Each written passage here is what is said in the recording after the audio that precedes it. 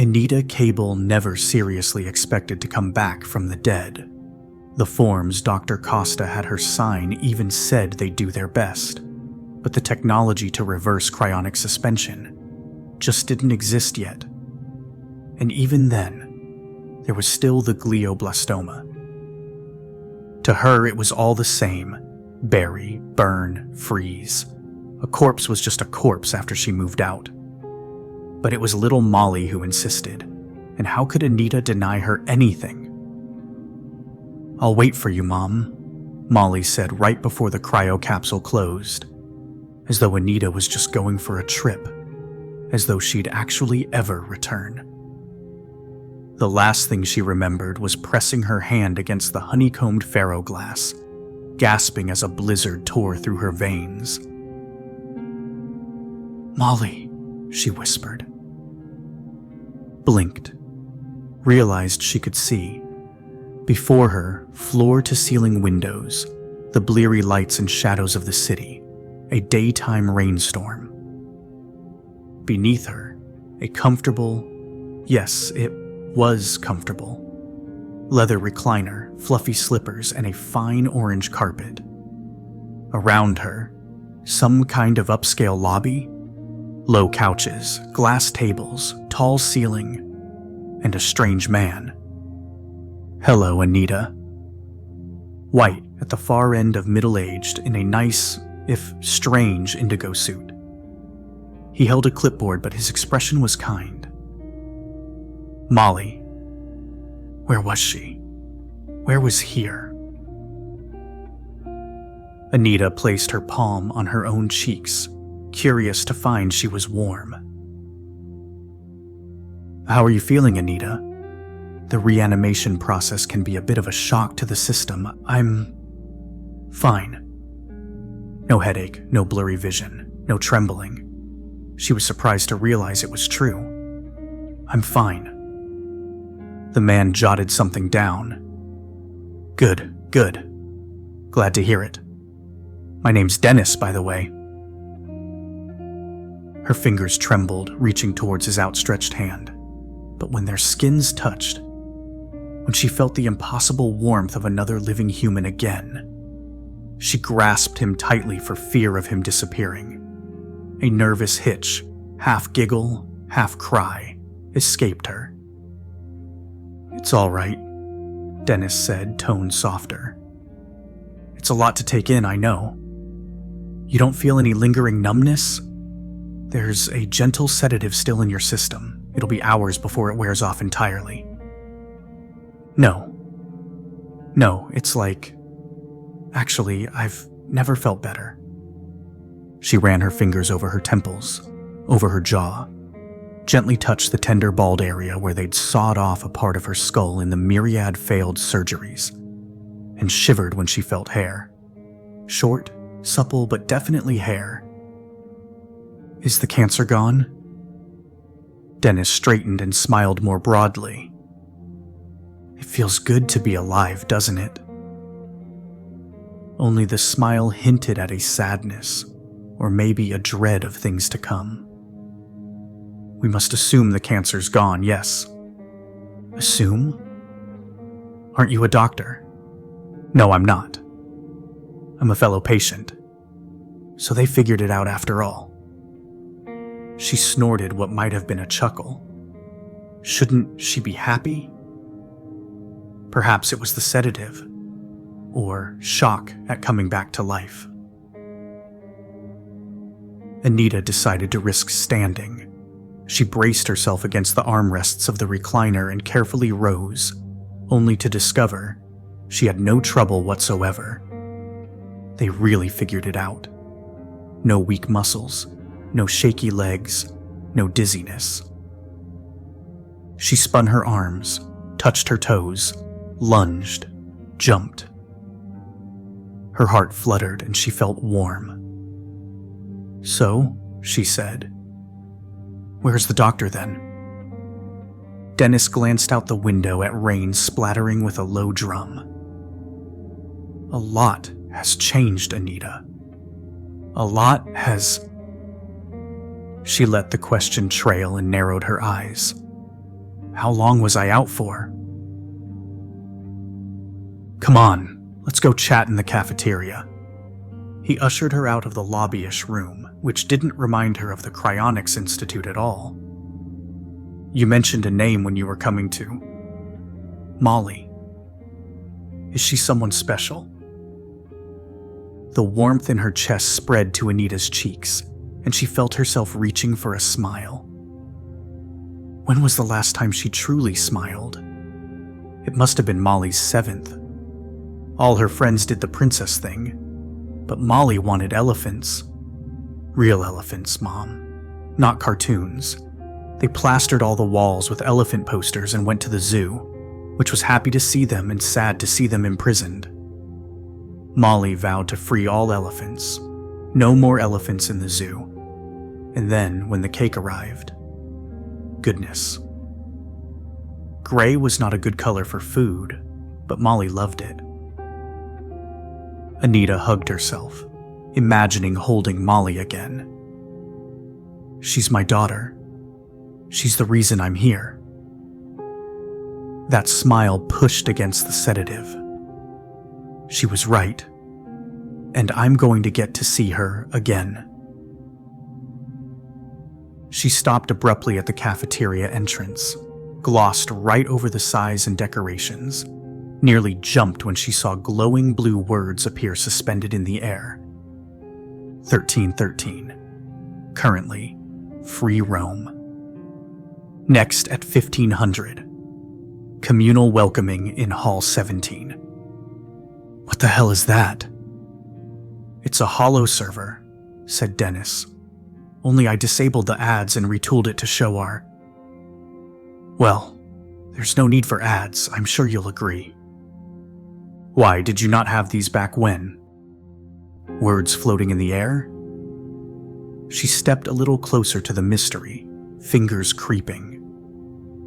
Can I touch it? Yes, perfectly safe. The letters distorted where her finger prodded, but that was it.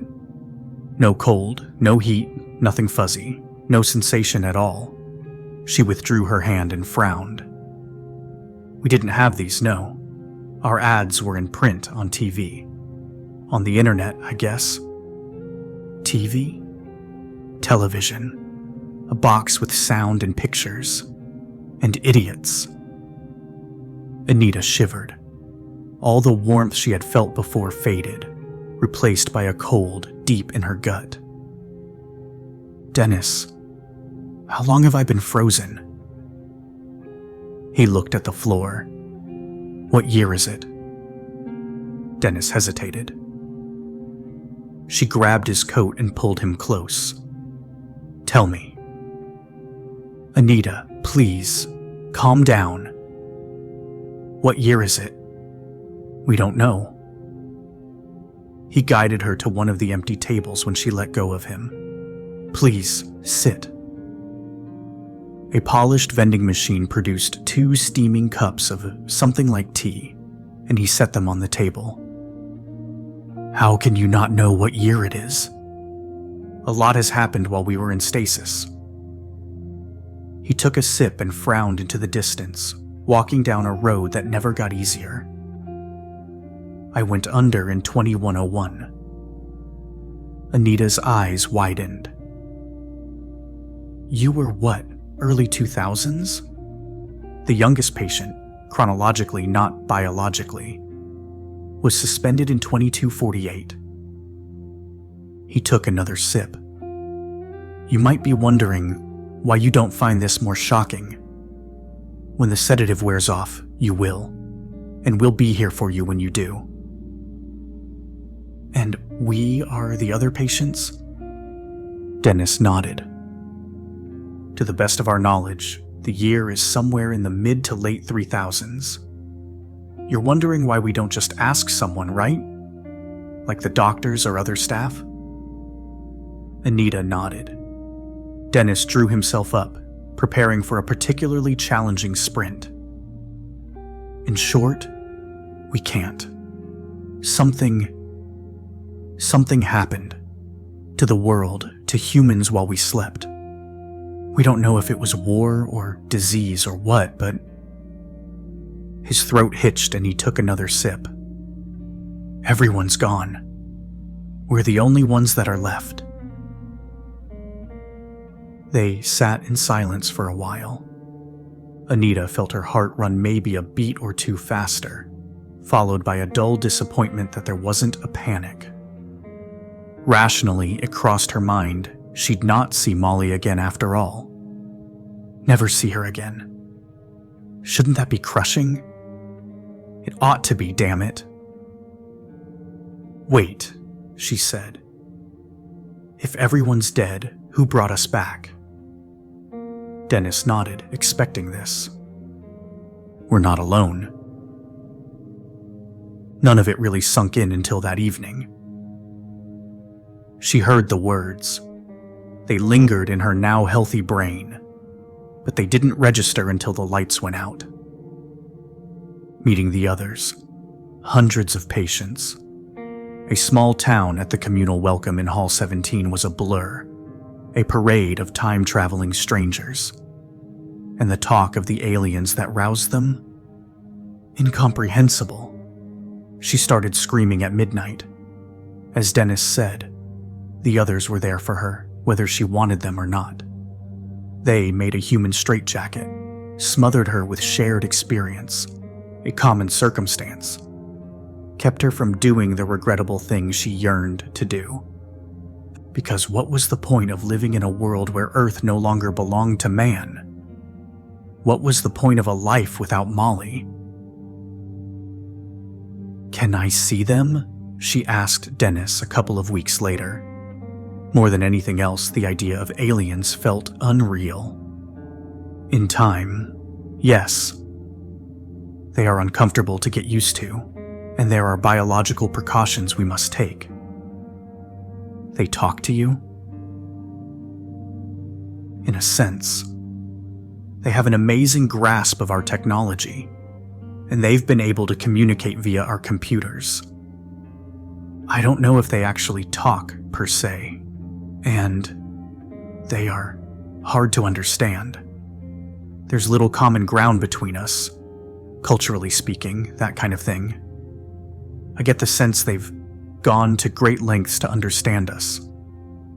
Why are they here? Far as I can tell, just for living. From their point of view, they've settled in an unoccupied world. And why did they wake us? It was another one of those questions where Dennis hesitated. To see if they could. To preserve the native fauna of their new home. Our de-extinction is of scientific interest to them. She was allowed to walk around the tower, for the whole facility was its own skyscraper. Freely, but never alone. Never out of sight. No matter how many times she told them she was fine over the first few months, that she'd adjusted and wouldn't do anything, there'd still always be one or two humans in eyeshot. They saw through her lies. It came as a shock to her the first time she saw children. 3 of them, about the same age as Molly had been, shrieking, barreling down the hall, absorbed in a running game. Then came a profound sadness that such tiny young people had been afflicted with this fate, cursed with an incurable condition, frozen, and thrust into a future that didn't make sense, a future without a future.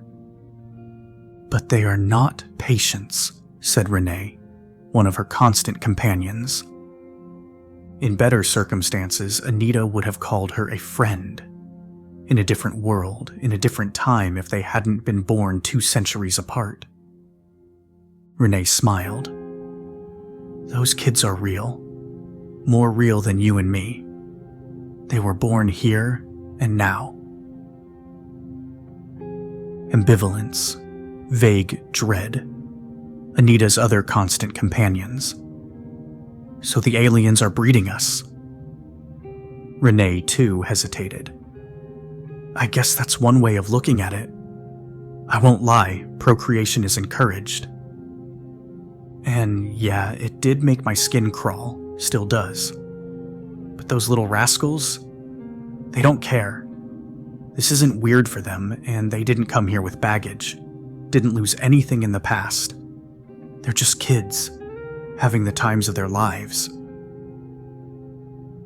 She was allowed to walk around the tower, but not outside. Never seemed to stop raining there. Dennis said it wasn't exactly rain, that there were things in the air that were no longer friendly to humans. Things that evolved without us passed us by. No walking outside the tower without an environmentally sealed suit anyway. Can I have one? In time, Dennis said, because he knew. We all went through it. It's hard adjusting to this new world of ours. I'm fine. Of course, she didn't really need the suit for what she was planning. She took to watching the rain from the ground floor. Casually, she placed her hands on the windows one day. Nothing odd about that. Then another day. Casually, she placed her hands on the door. Still very normal. Just a woman lost in thought. Then the next day, she did the same and pushed just a bit. Just until the door gave a little. Not locked. Anita smiled and began preparing for the end. She picked a day the next week. A day everyone decided was Monday. Nobody knew if their new calendar lined up with pre-extinction, but there was something comforting about having regular Mondays. She was pleasant to everyone, played with the kids, embraced the community, and let go. It wasn't a terrible place, but it just wasn't for her. Her time had come and gone. She never saw the aliens, which was a regret. The idea both enthralled and repulsed her, and still seemed unreal. But life was all about accepting the nevers and moving on. Finally, her day came. Good luck with Renee being her chaperone. I could sure go for a coffee, Anita said, her hands on the door. Would you mind? Could go for one myself. Renee left to fetch them because she trusted Anita. That was an unexpected barb in the heart.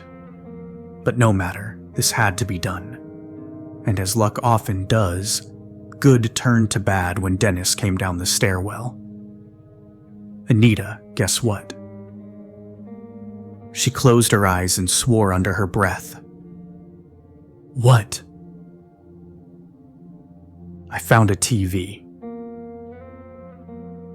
Anita glared at him. Well, I think I did anyway.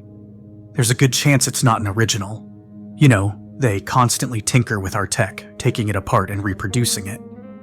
I think they maintained this building for us, and all the food and whatnot. Doesn't seem like it would survive thousands of years without help otherwise. Our caretakers. She sighed. This Monday was looking to be a real Monday. Dennis placed something in her hand, a small, flat bit of plastic looking like a narrow thumb drive. What's this? She asked. There was a strip of masking tape on it and in faded pen, 33875. Anita Cable. A Q12 drive, I believe. Maybe a Q14? A mid-21st century storage medium anyway. He grinned. Often people recorded messages for their loved ones, for when they woke up. Most of them are hollows, but for this older tech, well, it took me a while to track down a way to play it back. Messages? Her eyes widened. Wait, you mean this is for me? Cold arced along her nerves. Would you like to watch it? They sat down in one of the myriad empty rooms in the tower, where Dennis had set up a giant, flat monitor. He slipped the drive in the bottom and dimmed the lights. Renee, meanwhile, joined up with them, bringing the promised coffee. Would you like us to go? Dennis asked. Anita looked between the two and found her throat dry. Stay. Please. The butterflies in her gut roiled. Dennis hit play. A mahogany office appeared, bookshelves for walls, a heavy desk, a woman sitting behind it. Her hair a tight white bun, and her eyes yellowed, and her skin scarred by time. "Hello, Anita." There was gravel in her voice. "You probably don't recognize my face, but we used to live together. It's me, Molly." "Hello, Mom." Anita clamped her hand over her mouth, but she'd lost all her words anyway. "Only, I'm not Molly Cable anymore. It's Carson now, and it was Gaines for a while too. A lot has happened." Anita's eyes bleared. "I wish I could tell you in person, but, well, life doesn't work that way. I never stopped thinking about you, though, and I never stopped hoping. And now, well, I still hope they bring you back one day and we can catch up. Like this, at least." Anita nodded along, and when Renee offered her a handkerchief, she took it. "I don't know where to start, to be honest. Feels like I have 80-odd years to cover." Molly chuckled. "Hope you don't mind, but I recorded a lot of footage. The cryo people were very accommodating. Frankly, it's helping me remember my own life, which is nice, as the old memory isn't what it used to be." She sighed. "I never did save all the elephants, but I did work with them for 5 odd decades. Well, time enough for that later. Hey, I'm not alone here. Do you want to meet your grandkids?" Anita nodded and dabbed away another tear. "I have a feeling you said yes." Good. "Well, I hope you have some time, Ma, 'cause the family's grown quite big." "All the time in the world, baby," Anita said.